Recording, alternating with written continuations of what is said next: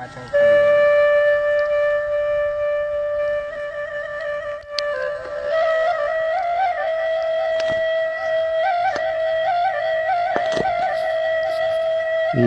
نکلن ماشوم د جومات په یوه غاړه کې له خپلې وړې خور سره ناست وي.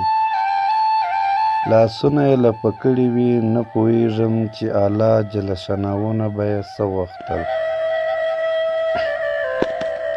جامې یې پیوندي وي خو پاکې وي. له سترګو یې اوښکې روانې وي. ډېرو خلکو هغه ته ورکتل او هغه بیخي ناخبره د رب تعالی سره په خبرو بوخت و. څنګه چې پاڅېدو یو سړي له لاسه ونیو. پوښتنه یې ورنه وکړه د الله پاک نه دې څه غوښتل؟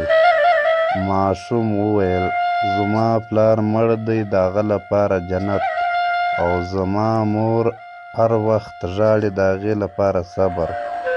دا خور مې له مور نه جامې غواړي د دې لپاره له الله نه پیسې.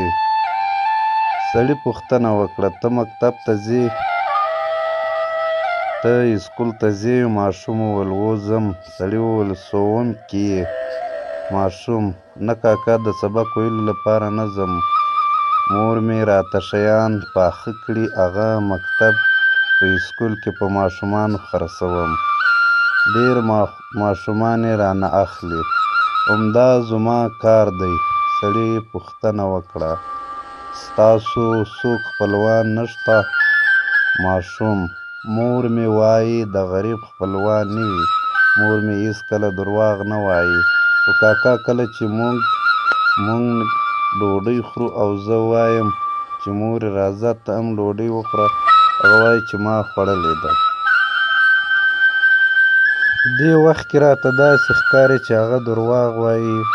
سړي وویل که د کور لګښتونه دې پوره شي سبق به وایې که نه؟ ماشوم هېڅکله هم نه. ځکه چې سبقونه یې ویلي هغوی له غریبانو نه کرکه کوي. په څنګ کې مې تېرېږي. چا چې سبق ویلی وي بیخي زما پوښتنه نه کوي. هغه سړی حیران هم و او خفه هم. بیا ماشوم وویل هره ورځ د جومات ته راځم. چا هم ما نه پوښتنه ونه کړه. د ټولو زما پلار پېژانده خو ما هېڅوک هم نه پېژني. ماشوم په زوره زوره وژړل. ویل کاکا کله چې مې پلار مړ شوی دی ټول خلک پردي شوي دي. سړي سره د ماشوم د پوښتنو هېڅ جواب نه و. سړي سره د ماشوم د پوښتنو هېڅ جواب نه و. څومره داسې ماشومان به وي چې سختي به تېروي.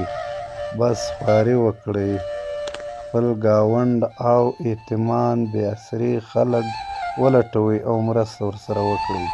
او په دې ماښام کې د دې نمایشي خیراتونو پر ځای یوې غریبې کورنۍ ته د یوه وخت ډوډۍ واخلئ. د استبداد او د چوکۍ په نشو مستو زموږ دا حال دی. د خدای کار نه وویریږئ او